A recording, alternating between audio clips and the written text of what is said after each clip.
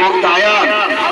جب میں لکڑی کاٹنے کے لیے جب میں جنگل جا رہا تھا، جب جنگل میں جانے لگا تو ہماری لخت جگر ہماری بیٹی ہم سے کہنے لگی، اے ہمارے ابو، ارے آپ کہاں جا رہے ہیں، کس کام کے لیے جا رہے ہیں؟ میرے محترم بزرگوں اور دوستوں، وہ صحابہ کرام کہتے ہیں، اے ہماری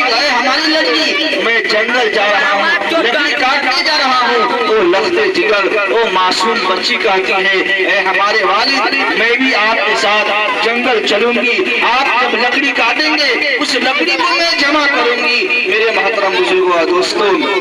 وہ صحابہ کرام کہتے ہیں، اب مجھ کو یہ دل میں خواہش ہو گئی کہ آخر کیوں نہ میں اس بچی کو جنگل کے اندر لے کر جاؤں اور میں اس کو زندہ درگور کر دوں۔ مجھ کو ایک موقع مل گیا۔ میرے محترم بزرگوں اور دوستوں، وہ بچی جاتی ہے اس باپ کے ساتھ، اس صحابہ کے ساتھ، وہ شخص کے ساتھ، وہ بچی جنگل کی طرف جانے لگی۔ جب جنگل کی طرف جب وہ صحابہ کرام جب پہنچ جاتے ہیں تو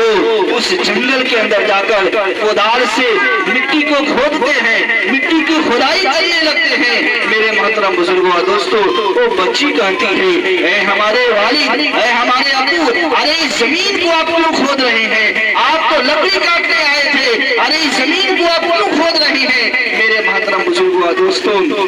وہ صحابہ کرام فرماتے ہیں، اے اللہ کے نبی، میں کیا بتاؤں، جب میں اپنی کدال سے، اپنے پھاوڑے سے جب میں زمین کو کھود رہا تھا، جب سورج نکل گیا، جب سورج نکل گیا، گرمی جب زیادہ ہو گئی تو بچی میرے لیے چھتری کا انتظام کر دیا۔ انتظام اس طریقے سے کیا کہ بڑے بڑے چٹان کو، پتھروں کو جمع کیا اور اس پتھر پر وہ لخت جگر چڑھ جاتی ہے اور اپنے دوپٹے کو لیتی ہے اور باپ کے لیے تان دیتی ہے، چھتری کا انتظام کرتی ہے۔ جب اس باپ کے بدن سے جب پسینہ نکلتا ہے، وہ لخت جگر اپنے اوڑھنی سے اس پسینے کو پوچھتی ہے اور کہتی ہے، اے میرے ابو، ارے آپ اتنی کیوں پریشانی جھیل رہے ہیں؟ ارے کدال کو دیجیے، پھاوڑے کو دیجیے، میں کھدائی کرتا ہوں اور آپ الگ بیٹھ جائیے۔ میرے محترم بزرگوں اور دوستوں، وہ صحابہ کرام رونے لگے اور کہنے لگے، اے اللہ کے نبی، میری بخشش کیسے ہوگی؟ جب آپ اس دنیا کے اندر نہیں آئے تھے تو میرا یہ دستور تھا کہ میں جب اپنی بچی کو زمین کو کھود رہا تھا تو میری بیٹی چٹان کو جمع کیا، پتھر کو جمع کیا، اس پر چڑھ گئی اور میرے لیے ایک چھتری کا انتظام کر دیا اور میرے اوپر جو گرمی تھا، جو سخت گرمی کا عالم تھا، میرے لیے ایک سائے کا انتظام کر دیا۔ میرے محترم بزرگوں اور دوستوں، اور اس بچی کو معلوم نہیں تھا کہ میرے والد، میرے باپ یہ گڈھا میرے لیے تیار کر رہا ہے، مجھ کو دفن کرنے کے لیے تیار کر رہا ہے۔ میرے محترم بزرگوں اور دوستوں، وہ صحابہ کرام کہتے ہیں، اے اللہ کے نبی، میں کیا بتاؤں، جب گڈھا تیار ہو گیا، جب گڈھا اس لائق ہو گیا کہ اس بچی کو دفن کر دیا جائے، تو میری بیٹی ہم سے بار بار کہہ رہی ہے، اے میرے باپ، ارے اس گڈھے کو کیوں تیار کیا ہے، کس کام کے لیے تیار کیا ہے؟ لیکن میں اپنی بچی کو میں یہ بات بھی کہہ رہا ہوں، وہ میری بیوی، میری بیٹی، میری لخت جگر، میری سارے پسینوں کو پوچھتی رہی، بار بار پوچھتی رہی، لیکن میں نہیں بتایا۔ لیکن جب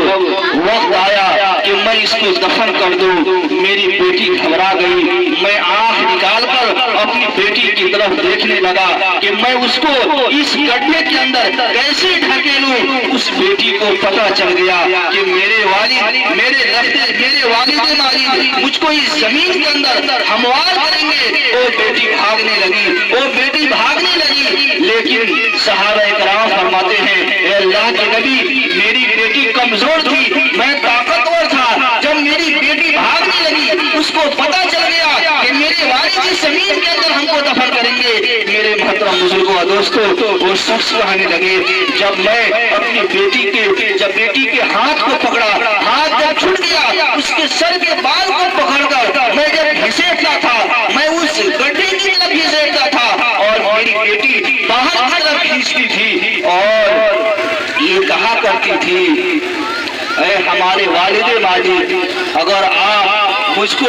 परवरिश नहीं कर पाएंगे, मुझको खिला पिला नहीं पाएंगे, तो हमको इस जंगल के अंदर ऐसे ही छोड़ दीजिए, एक चरिंद परिंद मुझको खा जाए, मुझको मेरा गजा बना ले, मैं इस जंगल के अंदर मर जाऊं, लेकिन मुझको जिंदा इस गड्ढे के अंदर मुझको दफन ना करो। वो बेटी क्रियावसानी कर रही है, रो रही है, बाप से फरियाद कर रही है, बार बार कह रही है, ऐ मेरे वालिद मालिद, अरे कम से कम अरे इस धरती पर मुझको जीने का हक दीजिए। जिस रब्बुल आलमीन ने हमको पैदा किया है, खुदा ने हमको पैदा किया है, उस खुदा के वास्ते अरे मुझको इस जंगल के अंदर छोड़ दिया जाए। कम से कम आप नहीं तो मुझको इस जंगल के अंदर तमाम चरिंदों परिंदों